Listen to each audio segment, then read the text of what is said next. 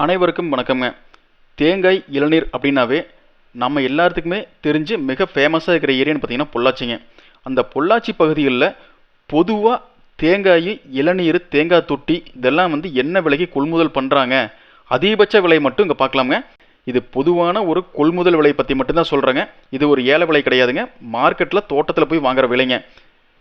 பொள்ளாச்சி பகுதியில் பார்த்தீங்கன்னாங்க பச்சை தேங்காய்ங்க, அதாவது பச்சை தேங்காய் பார்த்தீங்கன்னா ஒரு டன் அதிகபட்ச விலையாக தரமாக இருந்ததுன்னா 73,000 வரைக்கும் கொள்முதல் பண்ணுறாங்க. அடுத்தபடியாங்க பிஸ்கட்டுங்க. இந்த பிஸ்கட் தேங்காய் பார்த்தீங்கன்னா ஒரு டன், அதாவது எப்படின்னா உங்களுக்கு பிஸ்கட்னு எப்படின்னா உங்களுக்கு ரொம்ப கருப்பும் இருக்காது, வெள்ளையும் இருக்காதுங்க, ஒரு மாதிரி ப்ரௌன் கலரில் இருக்கும். இந்த தேங்காய் பார்த்தீங்கன்னா ஒரு டன் அதிகபட்சமாக 74,000 வரைக்கும் கொள்முதல் பண்ணுறாங்க. அடுத்தபடியாங்க கசங்கல் போட்டு நல்லா கருப்பு தேங்காய் சொல்லுவாங்க.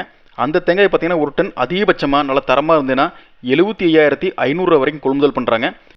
அடுத்தபடியாங்க நம்ம நாட்டு இளநீருங்க, பச்சை இளநீர் பார்த்தீங்கன்னா ஒரு இளநீர் தேங்காய் பார்த்தீங்கன்னா 27 ரூபா வரைக்கும் கொள்முதல் பண்ணுறாங்க. அதுக்கப்புறம் பார்த்தீங்கன்னா ஹைபிரிடுங்க, வீரிய ஒட்டு ரக இளநீர் பார்த்தீங்கன்னா ஒரு இளநீர் 47 ரூபா வரைக்கும் கொள்முதல் பண்ணுறாங்க. டன்னேஜில் பார்த்தோம்னா ஒரு டன் 19,000 ரூபா வரைக்கும் கொள்முதல் பண்ணுறாங்க.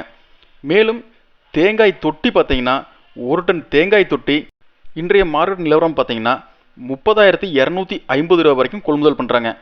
இன்னொரு டைம் தெளிவாக சொல்லிடுறேங்க, இது எல்லாமே அதிகப்படியான விலைங்க. தரமான தேங்காய்க்கும் இளநீருக்கும் அதிகமாக கிடைக்கூட விலைங்க. அதே மாதிரி விவசாயிகளும் வியாபாரிகளும் உங்கள் கருத்துக்களை கீழே பதிவு பண்ணுங்கள். இந்த விலை இந்த ரேட்டு தான் எங்கிட்ட போயிட்டுருக்கு, இந்த ரேட்டு தான் எங்கிட்ட எடுக்கிறாங்க அப்படின்ற தகவல் இருந்தால் கீழே உங்கள் கருத்துக்களை கீழே சொல்லுங்கள். அப்படியே அந்த தகவலை லைக் பண்ணுங்கள், எல்லாத்துக்கும் ஷேர் பண்ணுங்கள். மறக்காமல் நம்ம சேனலையும் அப்படியே சப்ஸ்கிரைப் பண்ணிக்கங்க. நன்றி, வணக்கம்.